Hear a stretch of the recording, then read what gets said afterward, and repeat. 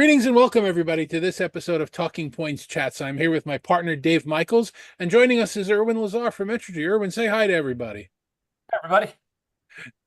Okay, and now the subject for this meeting and this conversation amongst us collaboration professionals is collaboration, and where do we collaborate?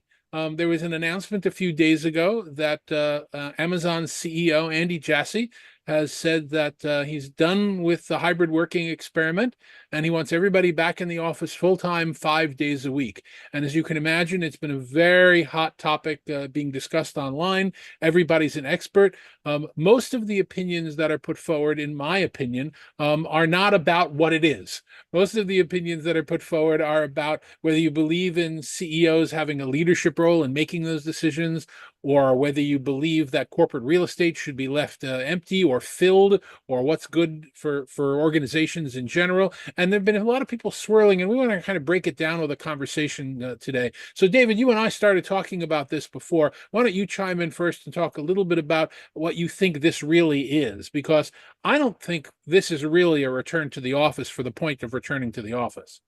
Well, it definitely is that, but that may be the second priority. I think a lot of CEOs want to get everyone back in the office, and that may be at odds with the employee base. But I think this is first and foremost, as what I indicated, and I think what you're referring to on the LinkedIn, first and foremost, a layoff. And it's a brutal year. 2024 is a brutal year for tech. I mean, we're seeing massive layoffs.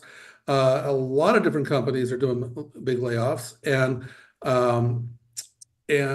just last week we had a pretty big one at Cisco, and I think there was a second one this year. And so Amazon hasn't had one in a while, so I think this is a creative way to do a layoff, and it will definitely result with a layoff. These kinds of layoffs are tricky because they are better for the company because if people resign, they get less benefits, et cetera, less transition assistance. But on the other hand, the ones that resign tend to be the ones that are most hireable, and so you tend to lose your better talent. And so that's what I thought it was. And I think you had a similar. I think you agreed with that, right? Oh, absolutely. And, I find I would consider this, and I'm not mincing my words here, I would consider this a cowardly layoff. Because, if a company really wanted to cut heads, whether I agree or disagree with that, and in most cases I disagree with it, but, if a very profitable company wanted to cut heads, they should come right out and say, we are restructuring, we're cutting 3%, 5%, 10%, whatever it is. These are the benefits. This is what we're going to be providing. To say, oh, by the way, everybody come back to the office, and we realize that's going to be a struggle, so we're giving you 60 or 90 days to get with the program. It's the worst of all cases. I called it culture busting. They're saying they're bringing people back to the office to improve culture, and we're going to talk about that one in detail. But the people that will leave are the ones that you point out that can get better jobs somewhere else. And the people that won't leave because they can't find a better job or they can't do without the income are going to be more resentful of the company every day that it exists. I remember working for multiple companies in my history where every year they would have an annual blood drive. And my immediate response to the annual blood drive was, you suck enough of my blood out already. So if they want to really develop a culture of people that are going to resent their management, way to go here. So I mean, let's get into some of the details around that later. But Erwin, I want to give you a shot. How are you perceiving this? Yeah, it's obviously speculation. I haven't talked to Andy directly, but I think there's certain you can make the argument that part of the discussion is around, can we reduce staff, and is this a backdoor layoff? I've heard that argument made. It doesn't seem like that's a wise decision. If you're going to drive out people who are able to work effectively remotely. I think the bigger issue that, kind of befuddles me is the costs. If I'm thinking of being a CEO, I see a lot of benefit in remote work. I can hire people outside of my home market. I can reduce footprint of real estate. And this seems to go against everything that we've seen from successful organizations. You look at companies like NVIDIA as an example. I think they're one of the largest companies now in the world by market capitalization is very much committed to work from home. So it just seems to be, it doesn't make sense, I guess, is what I'm trying to say on the surface.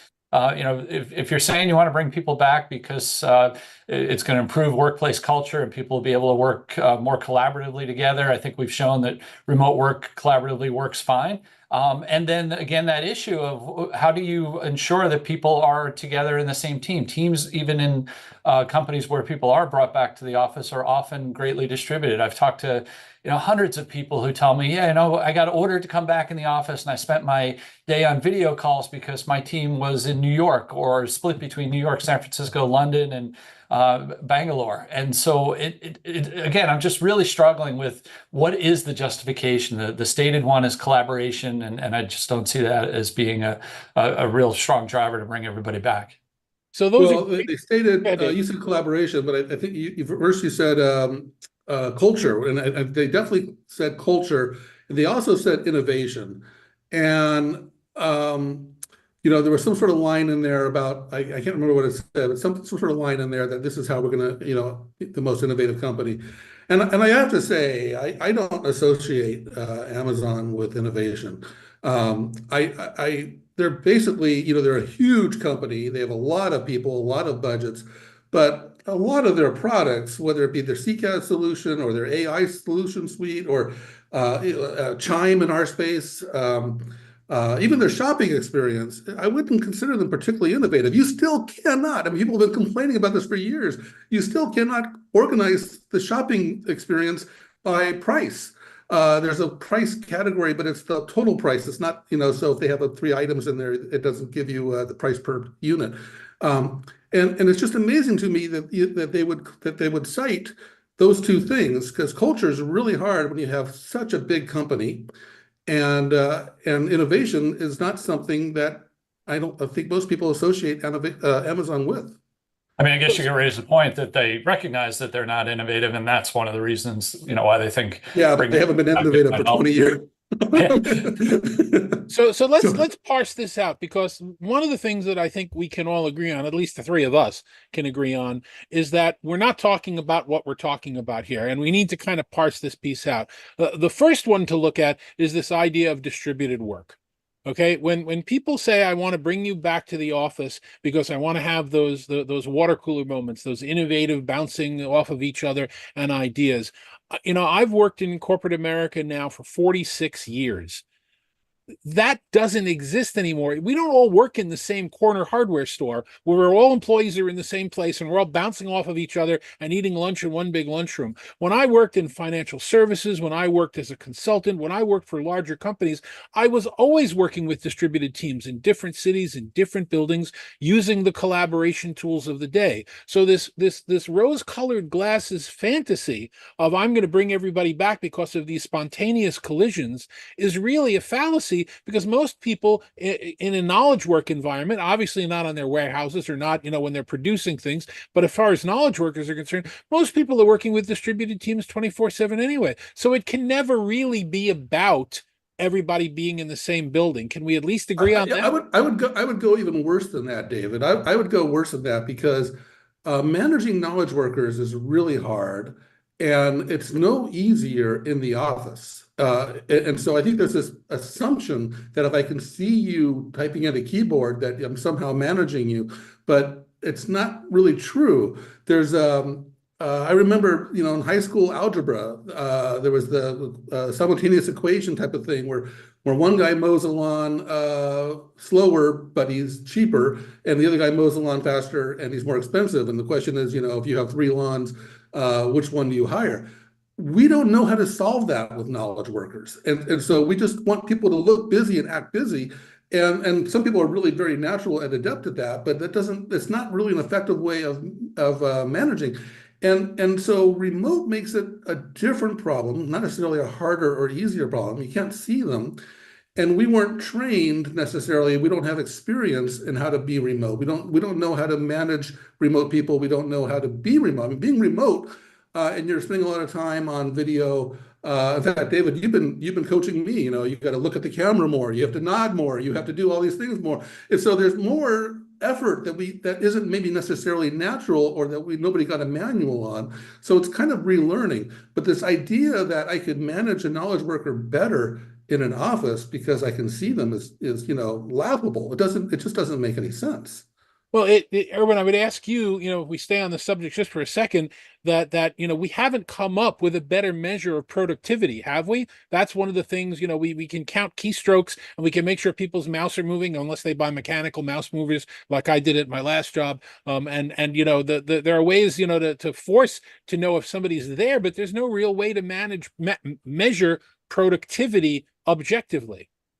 Yeah, it really depends on the role. Obviously, if you're a salesperson, you can manage based on revenue, number of meetings you schedule, that kind of thing. If you're a software developer, maybe you can manage based on how quickly you generate updates. Typically, you're going to see that people are focusing on managing the task. What are you completing the task in a reasonable amount of time? But it's always that challenge of what defines the gain in productivity. I talked to one of our clients who said, we're looking at AI, we're looking at, Microsoft Copilot as an example. And we think, okay, what if this saves us 10 hours a week? What do people do with that 10 hours? Do they take that 10 hours now and they go surf the web, they go shop on Amazon or whatever? So if you're assuming, okay, I'm going to bring people back in the office and they're going to somehow be more productive, how do you ensure that? How do you measure it? You're losing that couple hours of productivity that people have because now they have to commute each day, spending time in a car or train, whatever. You're losing time that they may need to go step out for a minute for personal appointments, talk to their kids, family, whatever. I don't think you can argue that having people in that same facility is necessarily more productive. And it also depends on the nature of the work.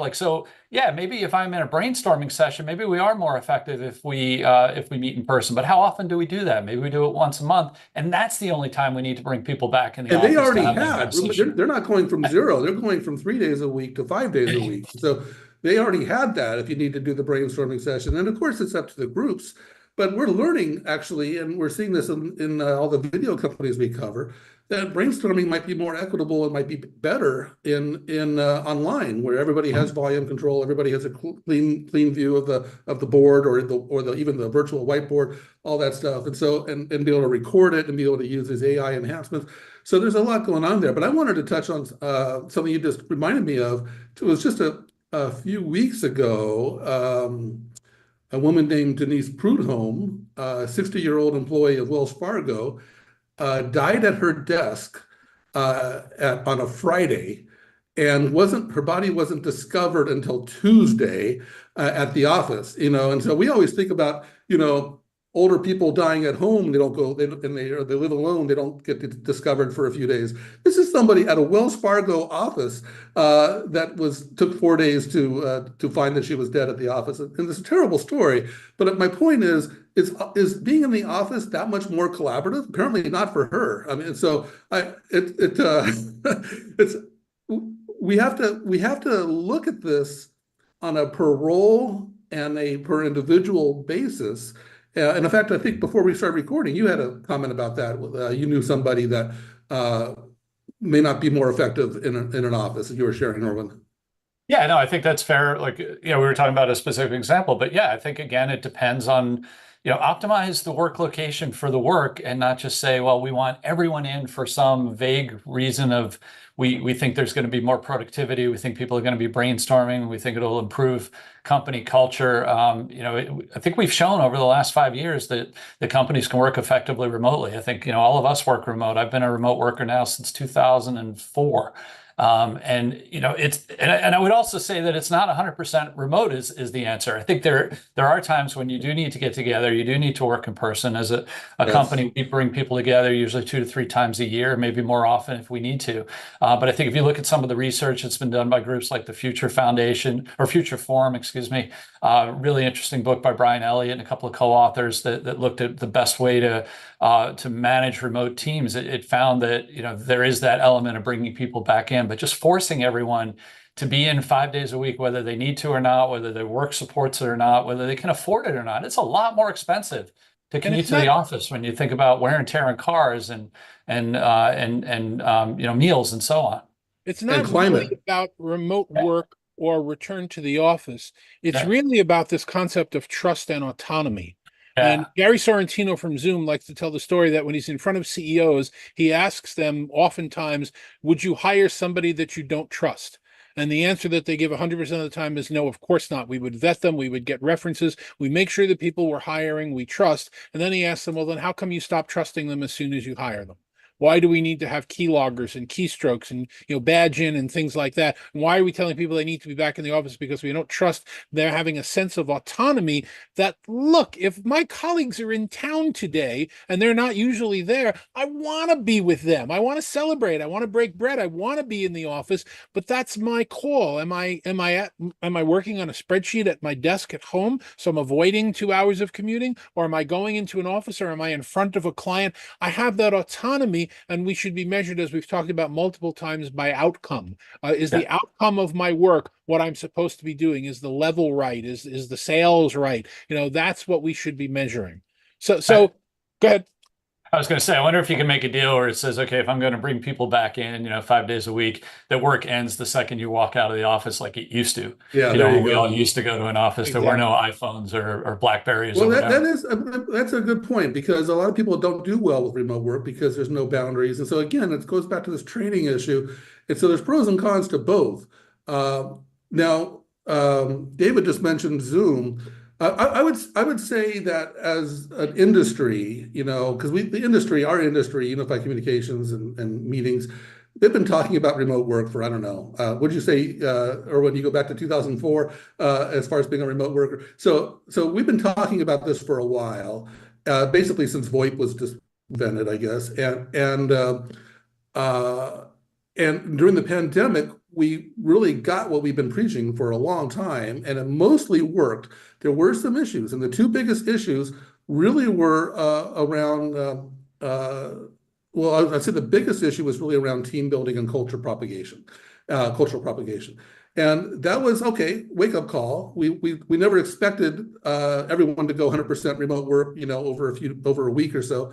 And so now we've kind of tested the system, and we know where the weaknesses are. What is the UCaaS industry doing to fix that? And I think Zoom gets some extra credit here, because they've come out with they acquired WorkVivo, which is specifically address culture. So, okay, bring on another pandemic. We're ready. We can now address culture. We can now celebrate anniversaries or employment anniversaries. We can now celebrate milestones and that kind of stuff. And they also came out with workspace reservations, a way of managing space better in the office for a hybrid office. Now, they're not alone with that. I mean, Cisco has Cisco Spaces, and I guess Microsoft, David, you've been talking about Microsoft Places. So we're seeing some progress there. But that's where we need innovation, is my point. That's where the industry should be focusing. How do we address these challenges? How do we address cultural propagation? Not how do we get rid of it? How do we make it better? That's what I'm looking to companies like Amazon and Google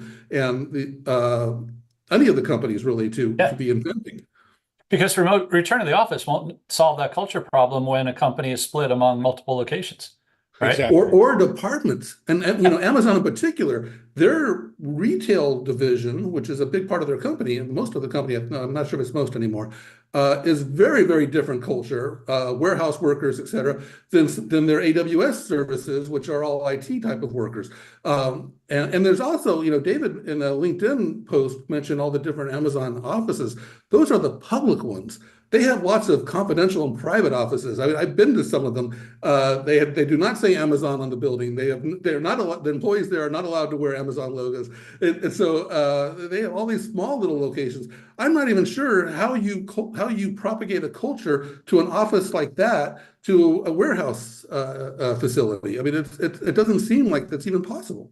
Well, one of the things that's key, and I want to talk about some other points on this as well, but to sort of put a circle around this, the piece that's missing is that we have not done any work, to my knowledge, training managers how to manage a hybrid workforce. We generally in this, in the world, will take really good performers and we will promote them into a management role that may or may not have the same skills that they needed as performers. We don't teach empathy, and we don't teach staying connected. We don't teach using the tools. We don't teach checking in, and we don't teach all these things that are known. There have been, I've managed 24/7 shifts at a radio station, and I didn't sleep behind the racks. I had to manage a remote staff. I've managed a global staff before. There are tools that you use to keep everybody on the same page and grow the culture. And we're not doing any work at all that I can see in the large companies training managers how to manage a remote workforce. And that kind of segues us to what's really going on here. Now, we talked about the what's really going on being, the backdoor cowardly layoff. Let's put that one aside for a second. But is there, more of a cultural strata, a cultural hierarchy thing going on here? I don't think it's a culture. We covered the cultural part. I think what's going on here is the shift in power. And it's, since the news has broken, there's been a lot of, we've seen all these conversations on social media, and a lot of people are pretty negative on it. But then we've also seen stories like in the Wall Street Journal that are pretty positive on it. What was that Wall Street Journal headline? The free for all coming to an end. Yeah, there was a KPMG survey that's talking about 80 or so % of CEOs believe that hybrid working will end in the next 3 to 5 years. Which may be true, but if it's true, it's really sad because the employees like it. It's employee benefit, it's flexibility, and so it's really about this gap. But this shift in power, when everyone was afraid to do anything to their employees because they might quit and you can't replace them. The labor market was so tight. Seems to have shifted for IT workers. It hasn't shifted for manufacturing workers, but it has shifted for IT workers. There's been a lot of layoffs, as I mentioned earlier. So this is what this is. This is the pendulum swinging back and forth around the power scale. And all of a sudden, Andy thinks he has a window to screw his employees because they're afraid to quit. We'll see how that plays out. And I think a lot of people are going to want to see how that's going to play out. I would think there's a really good opportunity for companies to poach, very talented people because they can recruit them based on the fact that, yes, we'll continue to support remote work. Yeah, and again, I don't know if there isn't some level of class going along with the power in terms of a class structure or caste structure. Does a CEO who's making a lot more money than the typical employee in their company, and let's leave it at that without getting into too much of the nitty-gritty.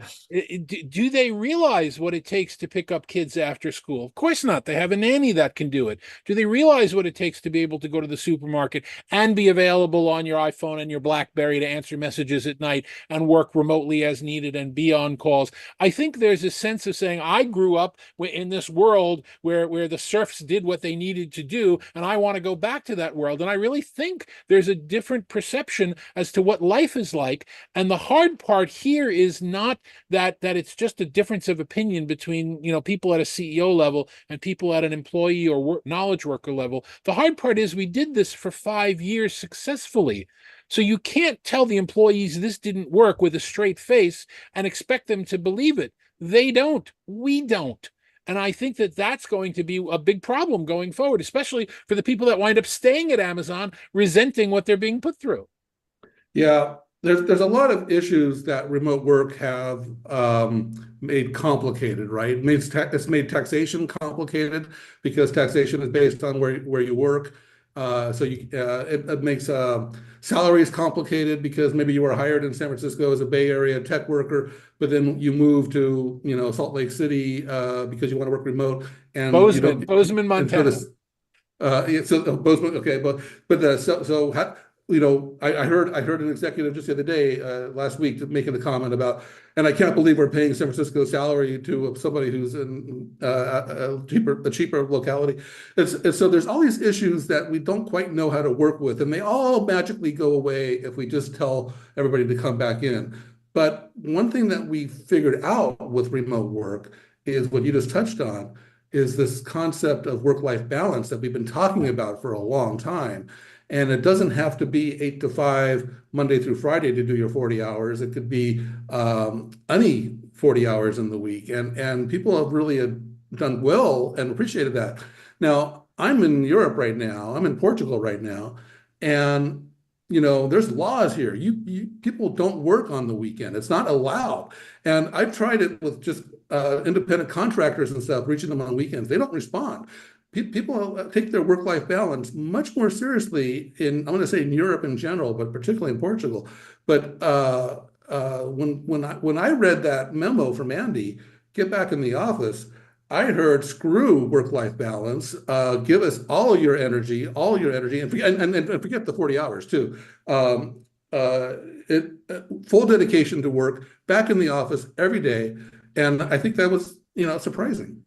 And we have seen examples of companies who have approached return to the office a little differently, more caring about that work-life balance, which is, yeah, I'm going to provide you childcare. Maybe if it's even on site at the office, I'm going to provide you meals. I'm going to provide you, other kinds of things that help with addressing some of those challenges you might have with commuting in. And I think, one other area that we have seen that often is driving companies to bring people back is that pressure from government. Cities have been devastated by the fact that people aren't coming in like they used to, local businesses and so on. I live in the Washington, D.C. area, and there's been a lot of lobbying of the federal government to require that everybody come back to the office full time, specifically for that reason, that it would help boost the economies within Washington, D.C. and other metropolitan areas. Well, I think that's the next piece that we have to talk about with this, which is, are we really just talking about real estate? There was a corporate office building in New York City about a month ago that went on auction, that sold for 3% of what its value was in the heyday. Most office buildings are empty. Companies are holding on to leases in mostly unused buildings, and different companies are handling it in different ways. I would definitely read between the lines from Andy Jassy's memo that Amazon wants to handle it by repopulating their offices so that they're not lost in value. Some companies are shedding leases. They're saying, we don't need this anymore. Why should we do this? But I think what we're talking about in a lot of these cases is the cost of the real estate. Well, Erwin brought that up first thing. I mean, Erwin brought up first thing, the cost savings. I mean, commercial real estate is one of the most expensive line items in a corporate budget. And it's almost dereliction of duties not to take advantage of that, right? Yeah, well, I think so. I agree. I think that if we've proved that remote working works and it's less expensive, and there have been studies both before the pandemic, during the pandemic, and after the pandemic that productivity increases and employees are happier and companies are doing better, then the idea to go against all of the statistics because they feel like, look, I want to see all my employees because I want to build this culture, even though we've disproved culture. People can't be that stupid in CEO roles. It's got to be about something else, and about, whether they're not willing to give up the leases because they've got arrangements with cities. I remember when Amazon was putting together their proposal of their HQ2, and they were negotiating with cities, and they were, tax abatements and what city will I be in?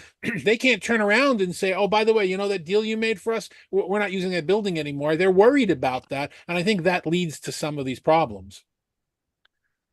That's a great point, and we haven't even really touched on climate either, because all these companies, including Amazon, are committed to reducing their carbon footprint, and reducing commutes is one of the biggest steps that they can take to do that. And it certainly seems like everywhere that in the U.S. is getting warmer and having a lot more climate-related calamities, and to just completely ignore that whole argument that we're committed to reducing our carbon footprint, but get to work. That just seems a little duplicitous. Yeah, and I think that that's a PR failure, honestly, at most of these companies, because it happens over and over again. The fact that they're all saying that they're going to go for carbon zero, but then they don't care that they're increasing commutes, or the fact that the company is saying that they're bringing everybody back because culture is so important. This is not Amazon, but another company we know about. They're bringing everybody back because of culture, but then they don't hesitate to fire people at midnight via emails. Like they care about culture, except when they decide they want to bust the culture. So I really think that you have to look at this kind of an announcement as a PR cover for what's really going on. I believe that Amazon wants to cut costs with this backdoor cowardly layoff. I believe that they want to make sure that they're filling their spaces. And I think that they're willing to take whatever the hit is in the short run, because Dave, I think you pointed out when we were talking the other day that the PR backlash of telling people to come back to the office is mitigated by all these Wall Street Journal and other reports of people saying, cool, that's great. Whereas opposed to if they did layoffs, like a lot of other companies are doing, they would be slammed for doing layoffs as a highly profitable company. Yeah, but again, if you're thinking about layoffs, you're usually thinking about or getting rid of folks who are either underperforming or business units that are underperforming versus this seems to target the people that are the best performers, right? And I think, in that Wall Street Journal article you mentioned that you shared, David, that they did talk about that briefly. I mean, I could say, the only other area where we see that bringing people back to the office really does make a lot of sense is for younger workers. Somebody coming out of college. We've had, fortunately, Metrogy is about 3.5 years old. We've had one employee resign, and he was right out of college, spent about 8 months with us, and decided, I really don't want to work at home anymore. I want to find a job where I can go meet people, I can build those mentor relationships, have that social experience that you have, in the office. And so I think that's maybe the one area where you could make an argument that yes, it does help with culture, it does help with mentor relationships, but it's a tough transition to push everybody, and say, well, because of that, we want everyone back in the office now, because like we said, you're going to lose a lot of people who are some of those best, most skilled, most valuable, most sought after employees that you have. That's a really interesting point, Erwin. I want to remind our audience that age discrimination is legal. Lots of forms of discrimination is not legal, but age discrimination is legal. That's why seniors can pay less at restaurants and things like that, or movie theaters, because age discrimination is illegal. So I would have thought, here's an innovative idea for Andy. Anyone less than 25, whatever, has to work in the office, or anyone less than 30 has to work in the office. That would have been a great little baby step, and probably wouldn't have been nearly as confrontational. Well, as we wrap up this conversation, I would definitely want to point out that over the last 5 years that everybody has lived through, especially the three of us monitoring this space, this is not the first everybody come back to the office announcement that we've dealt with, and it's probably not going to be the last. We can talk about a huge series of repeated, this time you have to come back. All right, well, never mind. Well, this time you have to come back. Oh, well, never mind. We don't do that. We had a situation recently with Dell where Dell said, if you don't come back to the office, you're going to be skipped over for raises and promotions. And people didn't care. They said, I like my life now. I don't need a raise and a promotion. I want to have work the way I've experienced, that I can be successful working and have a better family life. So we'll have to go back and visit this category again, in a few months and see what happened to Amazon. My guess is people will have left, good people will have left, culture will be destroyed because the people that are staying, that as I said, are going to resent the company every day that they're there, every moment of the commute, every time they have to do something, every blood drive, like I mentioned. And we don't know if this is the end all be all. This may just be the latest, line in the sand. You raise a good point. I just want to touch on. We have seen this a lot over the years, and including pre-pandemic. And I mean, this happened multiple times pre-pandemic, where they put an end to remote work. Some of those I've actually been supportive of. I was actually supportive of it with Yahoo, because there you had a new CEO that was working really hard to change the culture of the company and probably do a layoff at the same time, and really try to change the direction of the company. And IBM did it, a few years before that. And again, IBM's been going through a lot of change. So there are times where I think ending remote work and getting everyone back in could be beneficial. I didn't detect those circumstances at Amazon based on this memo. It seemed a little unexpected, seemed a little surprised, and a lot of resentment. And I think the reasons are more like what we've discussed, so I don't want to go through it again. But the main point is I think there are times where something like this is legitimate and appropriate. I'll be on record as saying with Yahoo, with IBM, Google for a while, Patrick Pichette when he was with Google, and a few others that have said, come back to the office. I think in most cases that can be described as scapegoating, that the company has made bad decisions, that they're not doing very well, that the leadership has let them down. And it's very easy for people in the C-suite to say, you know what, all this failure is happening because of those terrible people that won't come back into the office and support our culture. I think in many cases it's a false flag, and that scapegoating is something that I've lived with. But as we were all pointing out here, we're going to have to see. Yeah. Yeah, we saw this. It was at Elon Musk about a year ago that said, people who work from home aren't really working. So there is still that bias, and like you said, that tendency to scapegoat people. Well, Dave, Erwin, thank you very much for having this conversation with us. We're obviously going to continue talking about this subject as things go forward. But for today, for Talking Points, thanks very much for joining us. And we'll see you on the next one.